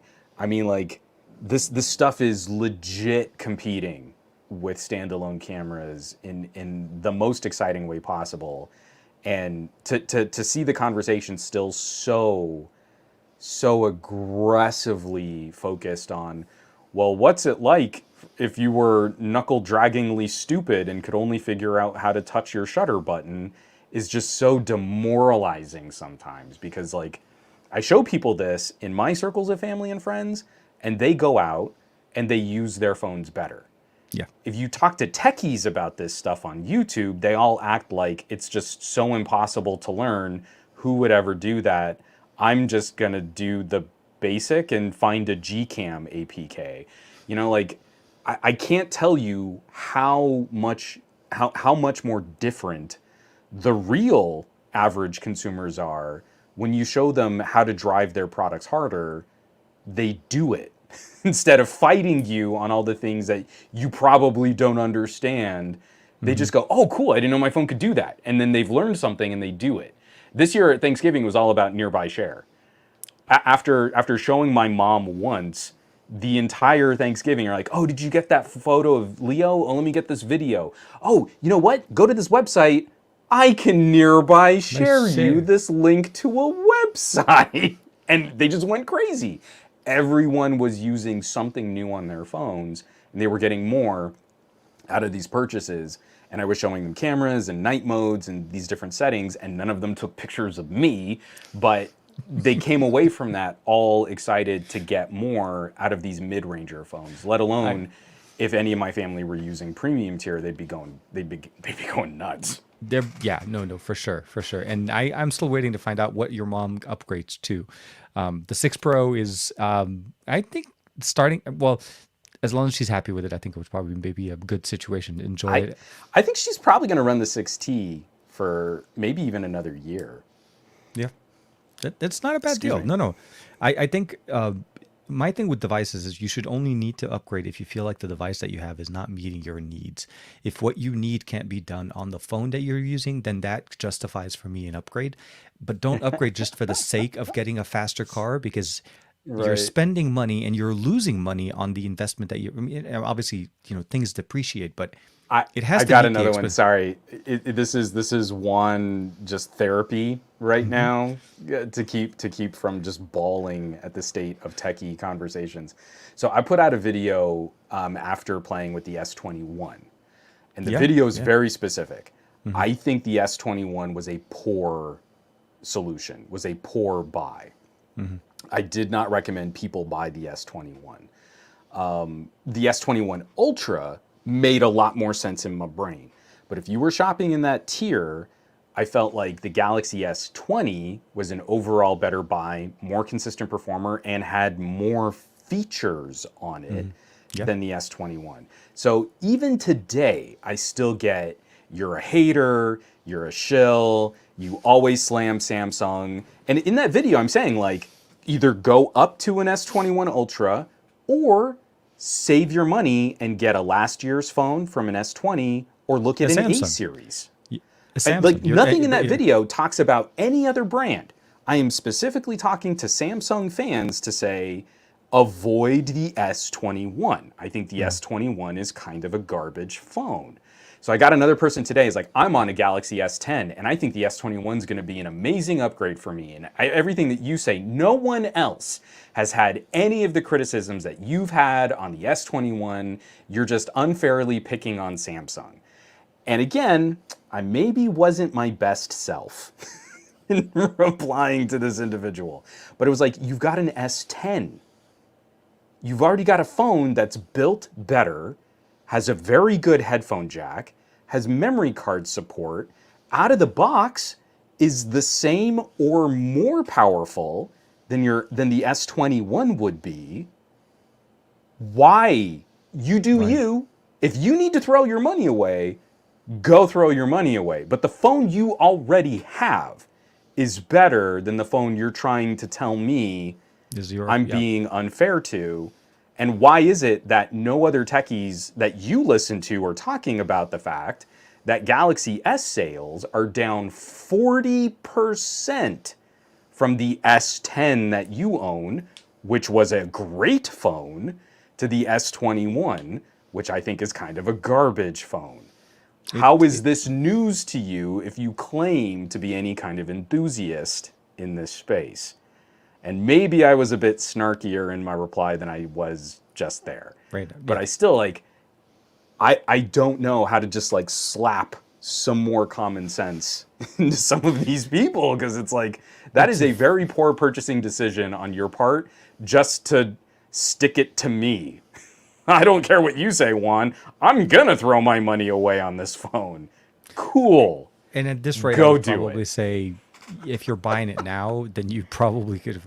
Either way, no. I mean, at the end of the day, you have to kind of understand, not you, but I'm saying as a person, when you're making statements, when you're making absolute statements about something, if you haven't done the research, if you haven't actually looked around and actually looked around outside of your closed circle, because at the end of the day, when you're looking at things, when we research things, if you're looking only at your subscription feed to people that you subscribe to, that you probably like the way they're describing and the way they review things, you may not hear other people's opinions and how things are different. And that's where my concern was with the S21 series at the beginning of this year. I truly felt like this was not necessarily an upgrade to the S20 series. I feel like this was a step down in certain matters. The camera experience on the S21 Ultra may be better. I don't disagree there, but to the user's best experience, Samsung tailored it down. They took features out, they changed the experience. It's, in my opinion, it's not truly an Ultra if it lost features a year over year and you Fair. can't substitute them. The only reason why I kind of feel the S21 Ultra makes more sense, and why I'm not as hard on the S21 Ultra, is because this year turned into the, and this isn't unique to Samsung. This year turned into the make consumers pay more for accessories year. And I was pretty confident at the beginning of 2021 that we weren't going to get a branded Note.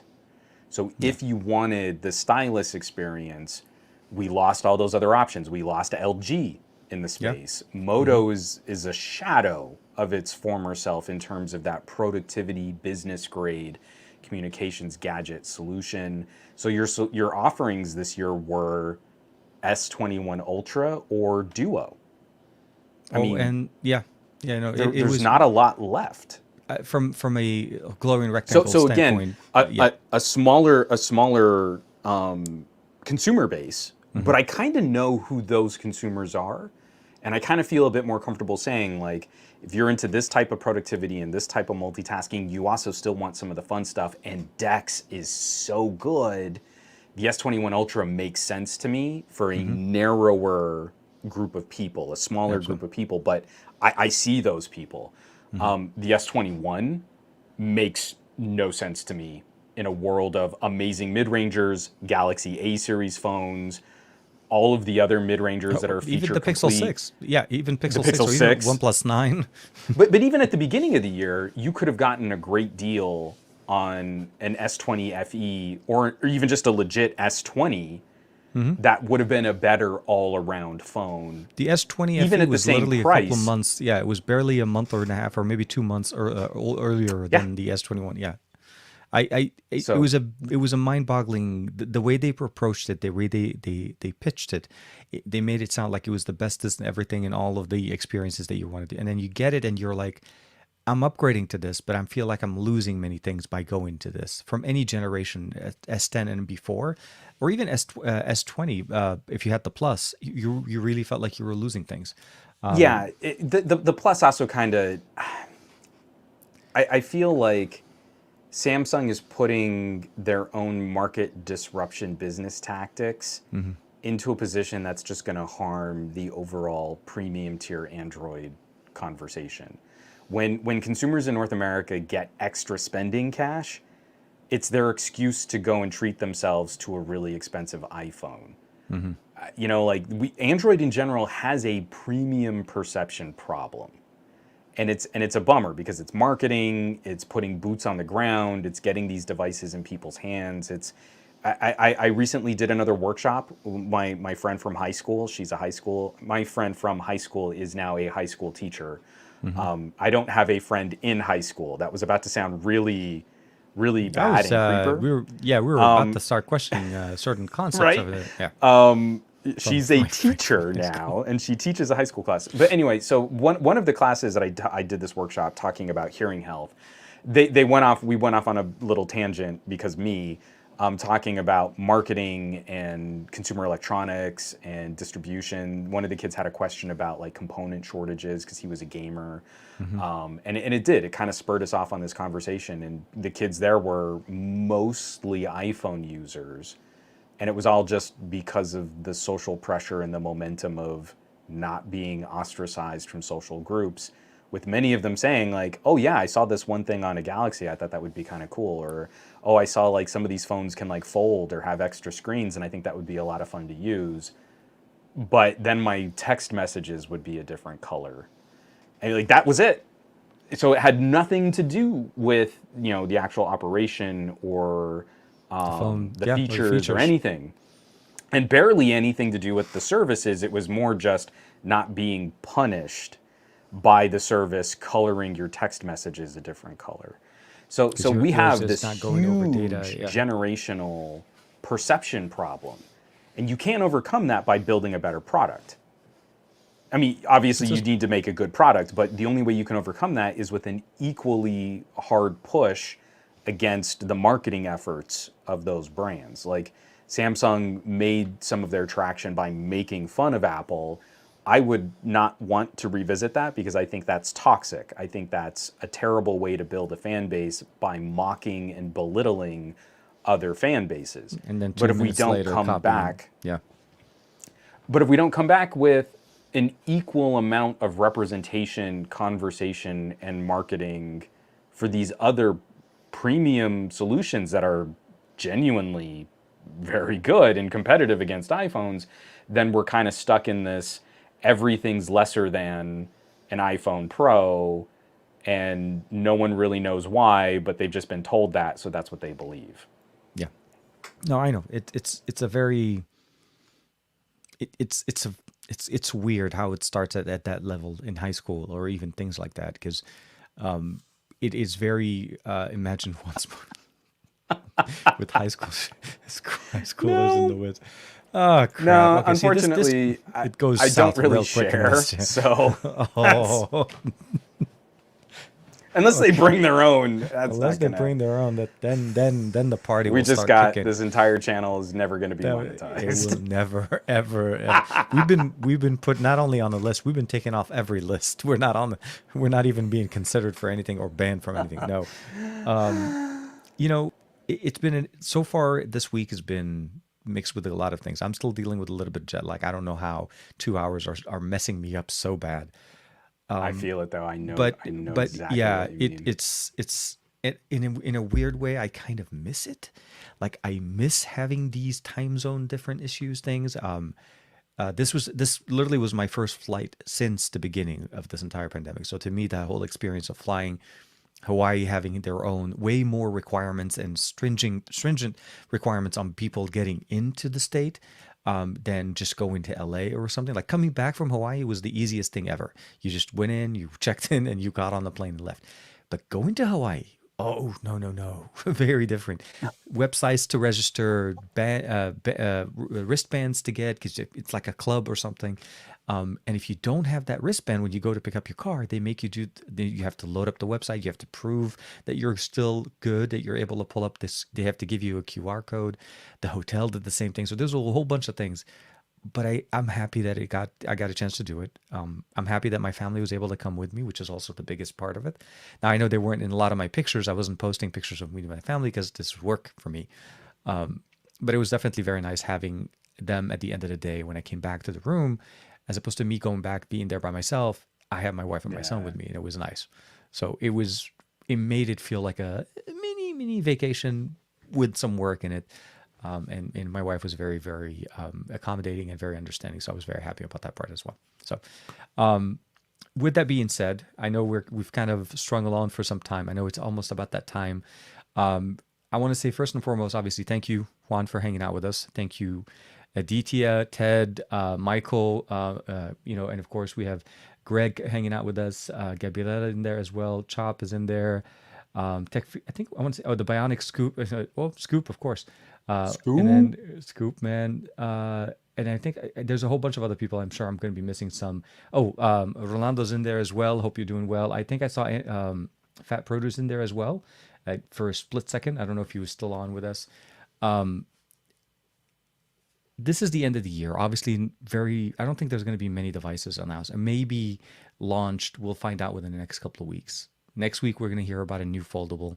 Oppo's trying to push the limit. But that's what Oppo does. Oppo is known for Hmm. doing these little things. I'm hoping it's not another concept. That's just my prediction. I'm hoping it's actually going to Right. be an actual device that they release because the last one was a concept. So I'm looking forward to hearing from there. On a little bit of a side note, this Saturday's my show is actually starting on its own channel. I separated the podcast. I don't know if I mentioned it to you. Oh, fancy. So I kind of took a little bit of inspiration from what you were doing, but also kind of figuring out that Hmm. I don't have a lot of following on Twitch, but I am not to say that I have that much following on that channel either. I needed to separate it, and I felt like I wanted to move it somewhere where I was more comfortable managing it. I felt like if I kept it just as its own podcast channel, where all the content on that channel be long form, I shouldn't Hmm. be, YouTube shouldn't be doing their funky little things that they do. So That's this true. show is going to be there, and I also rebranded it to be the Android Bay, which is going to be the episode. Well, actually, this Hey, is episode nice. 100. So that's going to be the thing going on for me, and then of course we're going to start putting up. There's the video tomorrow for me, and I think you're going to make your video tomorrow live. So the conversation will always keep going. And, just obviously we engage the best on Twitter and Juan, Oh, as always. engaging the best on Twitter, but I do want to plug real quick the Glowing Rick. smartphone brand elimination challenge Oh, that's right. That's right. on Yeah. Where are we Reddit. now? Hold Yeah. on. Yeah. Yeah. Let Let's bring that me up. share screen here. Sorry, that took me a sec. So, Alcatel's down, Blue, Cat, HTC, Huawei, LG, Nokia, and of course I started by scribbling out BlackBerry. We're on to day 6. This is the bracket. The new bracket will go up probably around 9 a.m. Tomorrow. Tomorrow until we whittle this down to see which alternative non-Sam Apple brand had the strongest year in 2021.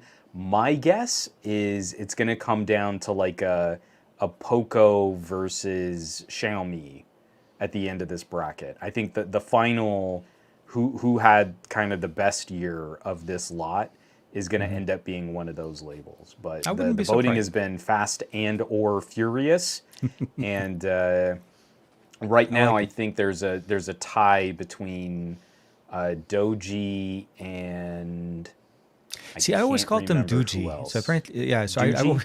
I don't know. Doogie? That's It's why I don't know what they were so actually called. I met them for the first time at MWC, and they've only for me I've only known them being sold in Europe. So I called them Doogie, but it could be Doji. I mean, yeah, it could be Doja Cat. I'm not going to be Doja Cat. Sorry, no, I'm not trying to. But that's Yeah, on on reddit.com Reddit.com. slash r slash glowing rectangles. It's stickied. Hmm. Every day that we finish a vote, I come up with a new bracket, and it's stickied at the top of the subreddit. Absolutely. And let me pull this up. Oh, it's Doji and Aiku are Oh, currently IQ. tied. Yeah, so I'm familiar with IQ as a brand and Doji. So I haven't played with Doji. By the way, they primarily use MediaTek processors there, so they that's how they be keeping the pricing. So Yeah. they're both really good. But yeah, I'm familiar with IQ, but haven't played with the Doji for a long time. It's been like literally at least 3 to 4 years, but they've been around. Good. I like it. Ooh, sticky. Steve DeRoche. See, you can't say. I'm just kidding. I was gonna say you can't say anything nice. I'm just kidding. Steve has to. Well, also in my camera video, I talk about stickiness on the Pixel 6 Pro. So if Yeah. you need your sticky fix, Tomorrow, I do if use that word several times. if you're not on Juan's Patreon, you probably haven't seen that yet, but which is where this actually what he's referencing right now. But hopefully tomorrow, probably later in the afternoon, you probably see the video posted live on the YouTubes and all the other ones. I use Doogie. Oh, so yeah, so the Bionic Scoop Oh, he Scoop's uses it got as one, a yeah. for work devices. Yeah, I chopping. always kind of put them with like Kyocera. Like Kyocera Yeah, and Doogie do were. Doogie. Yeah, I don't like I said I don't I don't know remember why I always how said I picked up. Doji, but No, and anyway. all I know is I've called him Doogie for the longest time, and I think it's because, yeah, Doozy. Come on, Ranesh. Yeah, no, for sure. So, thank you very much It's again for like a hanging out with us. Duesenberg. It is. I hope you do well. I hope you stay safe and be safe, and do more with your tech. And seriously, with everything kind of going on as far as the end of the year, just try to enjoy it. Things are opening up. We're seeing more of our families. Thanksgiving was actually a much bigger event for us. Juan's Patreon, Juan's only fan for now. Yes, it's only Juan's for now, but later he'll be rebranding it. We'll be back next week for another episode of the Best of Our Week on Thursday. Keep it there, of course, with the Android Bay on Saturday and the SGGQA on Monday. Hey, actually, that kind of rhymed. The Android Bay and the Yeah, SGGQA. I like it. You know how we do it. This is good Saturday and times. Monday, we keep it This right. is a good move for you. I like what you're doing. I I like what it you're was putting down. it's a little bit scary because I've had it on this channel for so long. I'm like, people are gonna be like, what happened on Saturdays? So I'll be posting everywhere. But my main push right now is just trying to get 100 subscribers just so I can get the name correct. So I can't get the custom URL to say the Android That's Bay true. till I get 100. So either way, hopefully Saturday. Oh, and I'm doing a giveaway there. So in honor of the new channel, try Oh to yeah, help and boost. that. There you go. Just a little thing, just a phone. Okay, we'll see you guys. Take care, be safe, stay safe, and I'll talk to you guys. We will talk to you guys next week. Bye bye.